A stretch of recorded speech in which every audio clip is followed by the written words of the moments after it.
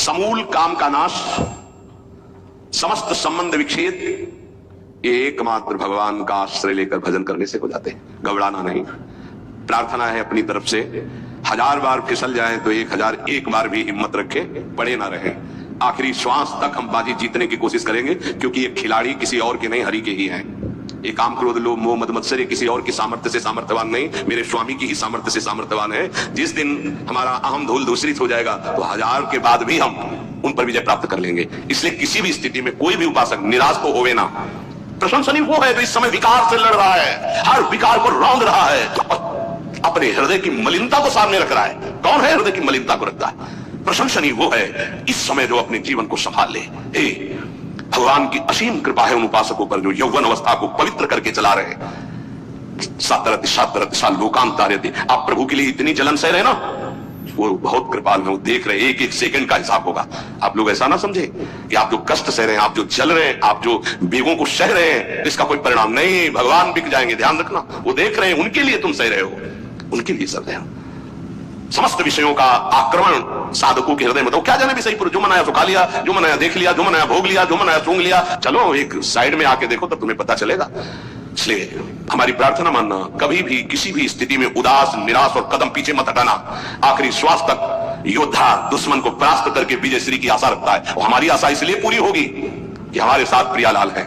नागरी दासी जन्म जितायो बलिहारी बलिहारी। ये क्या जाने, ये तो जरा सा छींक दोगे तो तैयार हो जाएंगे वो हल्ला मचाने में। ये साधना जानते हैं क्या? ये चढ़ाई चढ़े है क्या? कि फिसलने वाला कितना मेहनती होता है, जो चढ़ के जाना चाहता है, फिसल रहा है, उसे कौन जानता है? इसलिए बड़े बड़े महापुरुष इस बात को साधकों को प्रोत्साहन देते रहते। विषय जी थोड़ी जानते, विषय जी तो जरा सी बात हुई ना तो तोप बना करके वो अपना रजिस्टर देखो पूरा काला, कभी नहीं वो देखेंगे लौट के। हाँ, एक बिंदु अगर कहीं चिट्ठी आ गई है ना तो वो हल्ला मचा देंगे। साधक ऐसा, साधक है।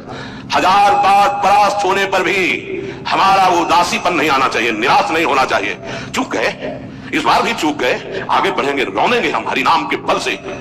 हरस हरि नाम जपत जय। निराशा नहीं आनी चाहिए अंतिम श्वास तक, क्योंकि युद्ध किसी साधारण से नहीं हो रहा। भगवान की शक्ति से संपन्न ये षड विकार है, कोई छोटे मोटे भगवान के पुत्र बने जाकर कृष्णावतार में। प्रद्युम्न कौन है? कामावतार, साक्षात काम प्रद्युम्न के रूप में अवतरित हो, भगवान के पुत्र रूप में। ये भगवत शक्तियों से संपन्न है। तो भक्त के ऊपर क्यों आक्रमण करते हैं? उसके अहंकार का नाश करने के लिए, शरणागति पुष्ट करने के लिए। ये अनुभव की बात कह रहा हूं। शरणागति में जहां कच्चाई होती तो वीर योद्धा घेरते हैं आसपास, तो हमारा मन भागता है प्रभु की शरण, त्राहिमाम, तो कहते आओ, हम ही ने तो लगाया है इनको। नहीं, हम ना लगाते तो तुम अहंकार से फैल जाते। आओ, सच्ची कह रहे हैं, काम क्रोध लोभ हमारे बड़े सहायक हुए।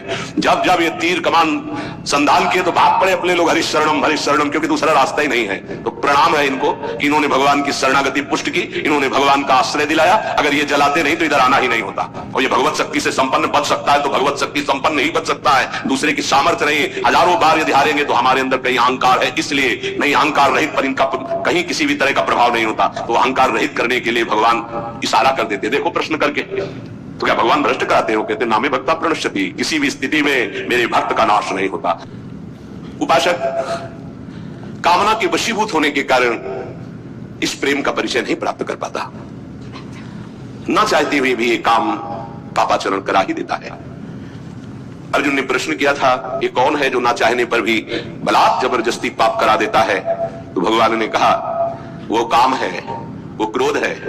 ये रजोगुण से प्रकट होता है, राग से, और ये महापापी है, अर्थात महापाप कराने वाला है। महाशनो, ये कभी तृप्त नहीं होने वाला, चाहे जितना भोग लो। ना चाहने वाली बात ऊपरी है और चाहने वाली बात हृदय की है। संसार शरीरों में भोगने से सुख मिलता है, अंदर बैठा है, और ऊपर से हम कहते हैं कि हम नहीं चाहते थे पर ऐसा हो गया। नहीं, अगर ये बात अंदर बैठ जाए कि हमें नहीं चाहिए ये झूठे सुख, तो फिर कोई परास्त नहीं कर सकता। तो बोलिए जानकारी होने पर भी प्रयोग क्यों नहीं हो पाता?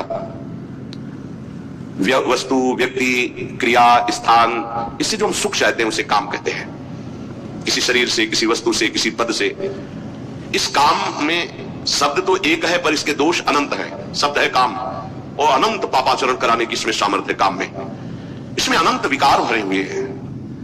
जब तक मनुष्य के भीतर ये बात बनी रहती है कि शरीर भोग से, वस्तु भोग से, पद भोग से हम सुखी हो जाएंगे, तो ये काम पाप ही कराता रहता है। निर्दोष, निर्विकार, निष्पाप होने के लिए इस काम का मर्दन करना आवश्यक है। सहने से ये नष्ट हो जाते हैं। शास्त्र निषिद्ध कर्म ये काम ही कराता, प्रारब्ध नहीं कराता। प्रारब्ध से शास्त्र निषिद्ध कर्म जो किए उनका फल आता है सुख दुख। अगर शास्त्र प्रतिपादित है तो सुख आएगा, शास्त्र विरुद्ध है तो दुख आएगा। लेकिन ये जो हमसे पाप करा रहा है, कोई प्रारब्ध नहीं करा रहा, कोई काल नहीं करा रहा, कोई ईश्वर नहीं करा रहा, काले कर्म ईश्वरी मिथ्या दोष लगाए, ये हमारी चाहत करा रही, अंदर बैठी है, शरीर के भोगों से सुख मिलता है, ये अंदर घुस के बैठ गया है और यही हमसे पाप करा रहा है। तो जब जानकारी हो गई तो फिर पाप क्यों हो रहे? जब जानकारी हो गई कि काम पाप करा रहा है तो हम इस जानकारी का प्रयोग क्यों नहीं कर पा रहे? तो बोले धूमे नाव्रियते वह्निर यथा दर्शो मलेन च यथोल्बेनावृतो गर्भस् तथा तेने दमावृतम। ये ज्ञान ढक गया है हमारा, जो ढका हुआ ज्ञान, ये प्रकाशित काम में नहीं आएगा। जैसे 3 उदाहरण दिए। भगवान कह रहे धुएं से अग्नि ढक गई, मैल से दर्पण ढक गया और झिल्ली से गर्भ ढक गया। अब झिल्ली के अंदर बच्चा है कि बच्ची पता नहीं चलेगा, दर्पण है हम काले हैं कि गोरे हैं पता नहीं चलेगा, क्योंकि मैल से धुआं होने के कारण पता नहीं चलेगा कि अग्नि है, पर बहुत जल्दी उसमें अग्नि प्रकाशित की जा सकती है, फूंक मारो अग्नि पैदा हो जाएगी। भगवान ने 3 उदाहरण दिए। उपासक में ये 3 तरह से ज्ञान ढक जाता है, तब काम अपना प्रभाव दिखाता है। 3 इसकी स्थितियां हैं। जैसे धुएं से अग्नि ढकी रहती है, ऐसे ही काम विवेक को, ज्ञान को ढक देता है।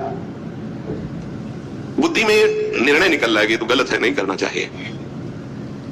सात्विक, राजसिक, तामसिक, ये बुद्धि की 3 प्रवृत्तियां हैं, 3 गुणों के अनुसार। कर्तव्य अकर्तव्य का ठीक ठीक निर्णय करने में समर्थ है सात्विक बुद्धि। राजसिक बुद्धि ठीक निर्णय नहीं कर पाती, असमर्थ होती है कर्तव्य का। और तामसिक उल्टा ही निर्णय करती है, ठीक निर्णय करने की सामर्थ्य सात्विक बुद्धि में है। अब जो ही भोग इच्छा प्रकट हुई, धुआं पैदा हो गया, भोगों की ना भोगों, पाप तो नहीं बन जाएगा। धुआं है, इसका मतलब अग्नि है, ज्ञान है उसके अंदर। अब अगर उस समय उसको सत्संग मिल जाए, कोई संत की बात चलने लगे, उसका चिंतन वो रोक पावे, तो मानो फूंक मारना है। जैसे धुआं उठ रहा है, 1 2 3 फूंक मारो, आग लग गई, प्रज्वलित हो गया, बच गया। ये पहला बहुत सरल है, बच जाना काम से। धुआं हो जाने पर दिखाई नहीं देता क्या है, क्या ठीक है क्या नहीं ठीक है, पर फूंक मारो तो आग उठी, धुआं खत्म हुआ।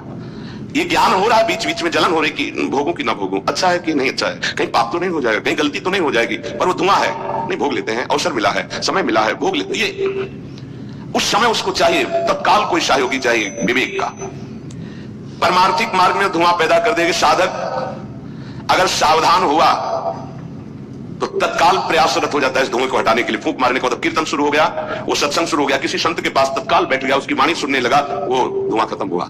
फूंक लगी, आग हुआ, जली, धुआं खत्म, ठीक निर्णय हो गया। नहीं नहीं, ऐसा नहीं करना। उत्पत्ति विनाशशील जड़ वस्तुओं में प्रियता, महत्ता, सुंदरता, सुखद रूपता, ये काम पहले पैदा करता है। ये सत्य है, इसमें सुख मिलेगा, इसमें बहुत सुख मिलेगा। अभी धुआं बढ़ता चला जा रहा है, कैसे सुख मिलेगा, लाखों लोग भोग रहे हैं, कैसे सुख, कैसे तुम मुझे बावरा बना सकते हो? नहीं नहीं, गलत है। ये है धुआं को हटाना, फूंकना।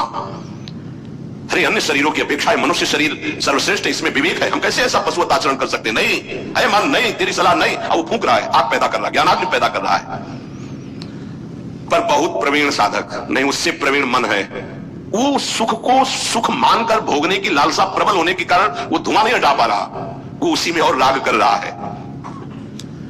प्रथम अवस्था में हटा लिया तो हटा लिया, नहीं दूसरी अवस्था में बहुत ही भयानक स्थिति हो जाएगी। ये अवस्था बदलने में देर नहीं लगती, कहने में देर लगी। दूसरी अवस्था हो जाती है दर्पण में ढका हुआ मैल। उसमें तो फूंक केवल मारनी थी कि आग प्रज्वलित हो गई, क्योंकि तैयार एकदम ज्ञान है, पर धुआं जैसा ढक गया, काम ने ढक दिया। जब दूसरी स्थिति आई उसी उपासक की कि इसका प्रायश्चित भी तो हो सकता है, अब वो मल लग गया। जैसे दर्पण में गाढ़ा मल पोत दिया जाए तो बिल्कुल दिखाई नहीं देगा कि हमारा रूप कैसा है। अब बिल्कुल विचार शून्य होता चला जा रहा है। यथा दर्शो मलेन च, जैसे